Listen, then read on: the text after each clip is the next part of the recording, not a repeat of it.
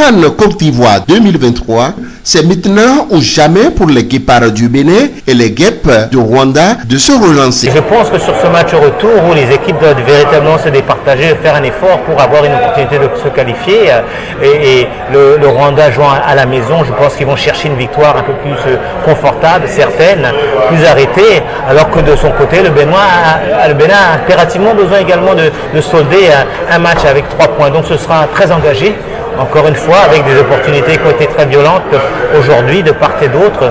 Et je pense que ce sera un match tout aussi intéressant aussi. À en croire le vice-président de la Fédération rwandaise de football, l'objectif d'avoir les 3 points au match retour reste inchangé. Match retour, nous nous préparons en conséquence. Notre but, notre objectif, c'est de pouvoir au moins avoir 4 points vis-à-vis de l'équipe du Bénin.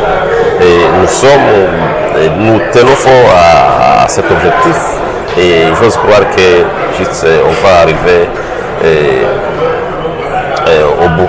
Pour Serge Lamari Mongbe, la victoire béninoise en terre rwandaise n'est pas exclue. Mais pour y arriver, certains réglages sont nécessaires. Une vocation offensive, parce que de toute façon, il faut marquer avec un système qui peut jouer peut-être avec 2 attaquants, avec un milieu de terrain renforcé, avec un déploiement de flanc droit, on va dire ça, qui était un petit peu triste, un petit peu timide en première mi-temps, mais qui s'est réveillé en deuxième mi-temps. Un travail qui faisait essentiellement à travers les excentrés gauche.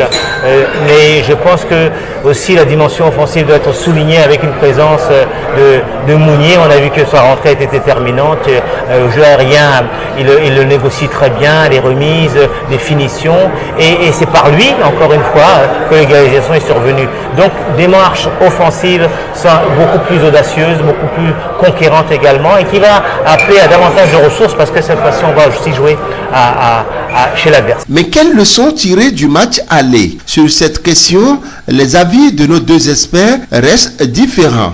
Vous aviez vu, surtout au milieu du terrain, on a eu un très sérieux problème après avoir eu ces cartons. On a eu un très sérieux problème.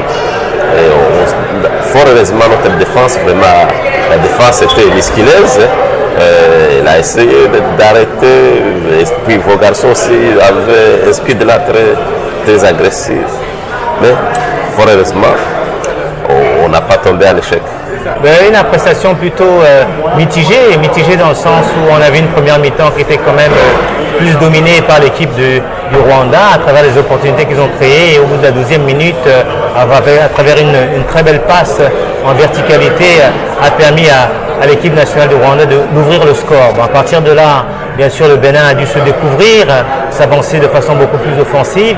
Et puis sur les 15 dernières minutes, ils ont affiché quand même des finitions assez importantes avec 11 finalisations qui étaient intéressantes. Et la deuxième mi-temps a été aussi également favorable avec une possession de 68% de balles qui a permis effectivement d'égaliser. Bien sûr, il y a eu le carton rouge qui n'a pas aidé la sélection du Rwanda, mais qui a profité plutôt au Bénin, au Guépard du Bénin, pour qu'ils puissent arracher donc le match nul. Les regards sont donc tournés vers le stade de Kigali pour découvrir le secret caché de ce match retour qui, à coup sûr, s'annonce électrique entre les guépards du Bénin et les guêpes du Rwanda.